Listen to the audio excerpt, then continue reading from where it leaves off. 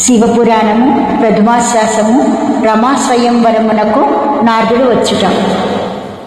అటు నారదుడు రాజనగరు ప్రవేశించి స్వయంవర మంటపమునకు పోయి తన రూపమును చూచుకొని తానే ఆనందం పొందుచు తన రాజకుమారుల మధ్య సుఖాసీనుండై కన్యకయ్యగు రమాదేవి వచ్చి ఎప్పుడు హారమును తన కంఠమున ఉంచునాయని ఎదురు చూచుచుండెను. అంతలో ఆ రమాకాంతను పరిచారికలు అలంకరించి తీసుకుని వచ్చి స్వయంవర మంటపమున రాజకుమారులకు ఆమెను పరిచయం చేయుచుండెను. పురోహితుడు పుష్పహారము చేతికిచ్చి కన్యకకు ఇష్టమగు రాజకుమారుని కంఠమందు ఆ హారము ఉంచమని చెప్పెను. రాజకుమారుల విశేషములను తెలియపరచుచు పరిచారికలు కన్యను వారికి వరుసగా చూపించింది. అంత ఆ రమాకాంత ఇంతగా ఆ శ్రీకాంతుని కంఠమందు పుష్పహారము ఉంచెను. వెంటనే రమాకాంతుడు ఆ రమాదేవిని తీసుకొని గరక్మంతునెక్కి వైకుంఠ నగరమునకు పోయెను. సభాసదులు వింతగా చూచుచుండిరి. స్వయంవరం ఒక తృప్తిలో జరిగెను. నారదుడు తాను వరించిన కన్యను కానుక అటు ఇటు వెర్రివాని వలె చూచుచుండెను. సభాసదుల నారదుని ఎలా జరిగి ఆశ్చర్యపడుచుండిరి.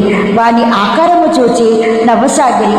నారదుడు కారణము తెలియక, సభాసదులారా, కన్య ఎవరిని వరించినది, ఎచ్చటకేగినది, నన్ను చూచి మీరందరూ నవ్వుటకు గల కారణమేమి అని పలికెను. వారందరూ వింతగా నవ్వుచూ వారిని గాంచి, ఓయి నీవు ఎవరు? నీ రూపము విష్ణుమూర్తిదై ఉన్నది. నీ ముఖము వానర ముఖముగా ఉన్నది, వెల్లూక ముఖముగా గోచరించుచున్నది.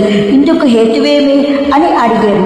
నారదుడు అందులకు సిగ్గుపడి తాను విష్ణుమూర్తి వలన మోసపోతుందని తెలిసి తన వృత్తాంతమును సభాసదులకు చెప్పాను. సభాసదులు నారదునితో, అయ్యా, కన్య విష్ణువును వరించినది. అతడు కన్యను తన వైకుంఠమునకు తీసుకొని పోవను అనగా నారదుడు ఆగ్రహం చెంది విష్ణువు దగ్గరకు వచ్చి, అచ్యుత, నీవెంత మోసగాడవు, నీవు నమ్మదగిన వాడవు కావు. నన్నెంత మోసము చేసితివి. నన్ను మోసగించిన దానికి ఫలితముగా నీవును పరితాపమును పొందుదువుగాక. భార్యాభిలాషుడనే నేనెంత పరితాపము చెందితునో అట్లే నీవును కొంతకాలమును అనుభవింతువుగాక అని శాపమిచ్చాను. మరియు వానర భల్లూక లక్షణయుక్తమైన ముఖమును నాకు కల్పించితివి కావున నీవును కొలది రోజులకు అట్టి వానర భల్లూకముల సహాయ సంపర్కం వల్లని భార్యను పోగొట్టుకొని తిరుగు సంపాదించుకొని సుఖించగలవాడు అని పలికెను.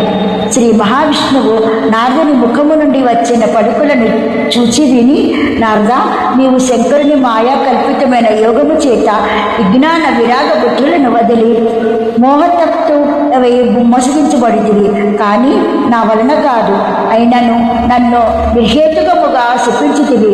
ఏమైనను నీ శాపమును అనుసరించి లోక కళ్యాణార్థమే త్రేతాయుగాంతమున అవతరించి అనుభవించేదను. నన్ను నీవు శపించినందుకు నీవే మాత్రమును బాధపడుకుము. నీవు ముల్లోకములను సంచరించుచు త్రిలోక పూజ్యుడవై విజ్ఞాన వైరాగ్య సంయుతుడవై జితేంద్రియత్వము పొంది కామగమనుండవై చిరంజీవివై కలహభోజనుడవై విహరింపుము అని పలికెను. నారదుడు నారాయణుని బోధనకు సంతసించి సిగ్గుచే పాదములపై పడి, తండ్రి, నా అపరాధములను మన్నించి నన్ను సదా రక్షింపుచుండుము అని ప్రార్థింపగా, పొండరీకాక్షుడు దేవమోనిని లేవనెత్తి తన దివ్యహస్తముచే వాని దేహమును నిమిరి శిరస్సున హస్తముంచి, మునిచంద్ర, నీవు ప్రకృతికి అతీతుడవై మాయాతీతుడవుగాక, నిర్వికారుండవై నిశ్చలముగా జీవింపగలవు అని ఆశీర్వదించెను. తదుపరి నిర్హేతుకముగా నీరజాక్షుని నిందించినందులకు నివారణను తరుణోపాయము తీర్థయాత్రాటనమే అని నిశ్చయించి నారదుడు బయలుదేరి లోక సంచారమునకు పోయెను. సూత పౌరాణికుడు శౌనకాది ఋషి పుంగవులను గాంచి, మహామునులారా, లోకమందు పరమేశ్వరుని ప్రకృతి జాలమైన మాయామోహములను తెలుసుకొనుటకు మానవ మాతృకు ఎవరికూ సాధ్యము కాదు. సృష్టి వైచిత్ర్యమును పరమేశ్వరుని లీలా విశేషములను గ్రహించుటకు నీరజగర్భ నీరజనాభులకే సాధ్యము కాదు. అట్టి పరమోత్తమమైన పరమ రహస్యమైన పవిత్రమైన పరమేశ్వరుని ప్రకృతి జాలమున దేవమౌనియగు నారదుడే చిక్కుకొని పరితపించినాడు. కావున పూర్వము నందీశ్వరుడు మార్కండేయునకు బోధించిన పరమేశ్వర లీలా మహత్యమును మీకు చెప్పుదను వినుము. సావధానులై వినుండని ఈ రీతిగా చెప్పసాగింది.